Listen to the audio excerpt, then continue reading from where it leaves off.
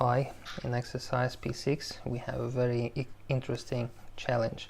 So we have a mount inside and we have a reservoir with water at the 2 kilometers altitude, and we want a pump there to pump water even higher up the mountain. And what changes with the altitude, we know the cooling and the voltage capability of the systems are not the same as at 0 altitude or at 1 kilometer altitude. So here we need to decide where we place our drivetrain components.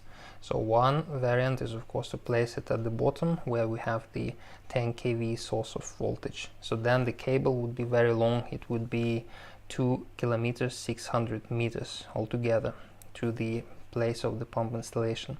So the electric motor will be always installed together with the pump, of course, but the other components can be located at 1.2 kilometers and at 800 meters altitudes, or at the bottom of the mountain if you want to.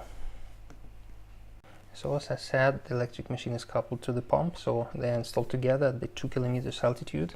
Of course, for this electric machine we'll have to apply the derating factor due to the high altitude.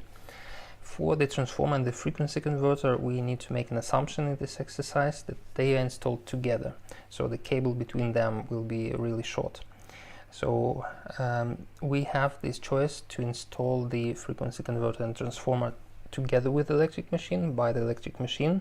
Then the derating will be applied to all the three main components of the drivetrain, and we will have to use the available 10 kilovolt cable to go from the bottom of the mountain, from this voltage source available, up to the 2 kilometers altitude.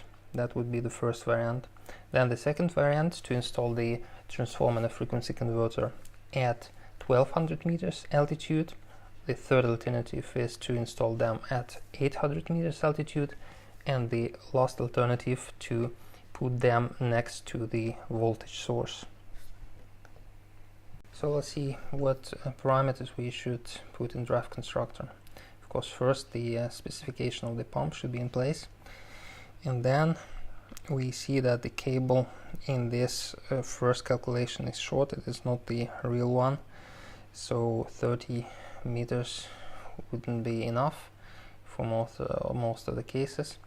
So we put there 1.6 kilometers, 1600 meters, and immediately we see the efficiency of the cable drops because the losses are pretty high. So what can we do there to optimize the energy efficiency?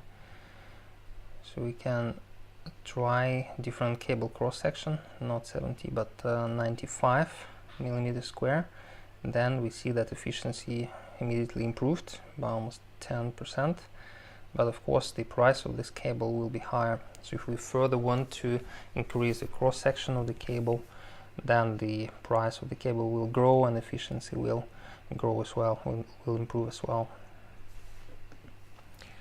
We also can try different number of runs, for example, for the cable.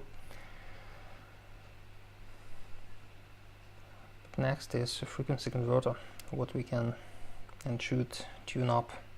So if the cable is as long as 1.6 kilometers, then sinus filter will definitely be required to prevent all possible effects on this cable, like traveling waves, overheating of the cable, and capacitance effects. But of course it will be reflected in the price of the frequency converter, so the price with and without the filter is quite different. Next thing to play with is the altitude. So the electric machine will be at the 2000 meters altitude, and of course compared to the machine which would be at 1 kilometer altitude, what would be 132 kilowatts, this machine for 2 kilometers will be 160 already, because of the cooling capacity at high altitudes. So the same will be true for the transformer and the frequency converter if we want them at so high altitudes. So we always should put the right one. So this is what you can play with. Thank you for watching.